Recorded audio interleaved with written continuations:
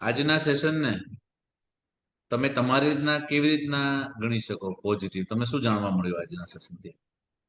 આજના સેશનમાં ગર્ભ સંસ્કાર વિશેની માહિતી તો મળી, પણ એના વગર અલગથી પણ ઘણું બધું જાણવા મળ્યું, જેવી કે કઈ રીતે જીવવું, લાઈફસ્ટાઈલ વિશે, સમલાઈક રોજિંદા કાર્યો કરવા, પ્રેઝન્ટમાં જીવવું, અને જે સેડનેસ છે, દુઃખી જે આપણને કરે છે, એ વસ્તુને વધારે વિચારવી નહીં, કારણ કે વાસ્તવિકતા ફક્ત 1% હોય છે કે વધુ 5%, પણ જે નથી હોતું, જે થવાનું જ નથી, કે શું થશે જેની આપણને ખ્યાલ નથી, એના વિશે આપણે વિચારીને આપણો ઘણો સમય બરબાદ કરીને સ્વયંને દુઃખી કરીએ છીએ, જેવું વાસ્તવિકતામાં કઈ હોતું.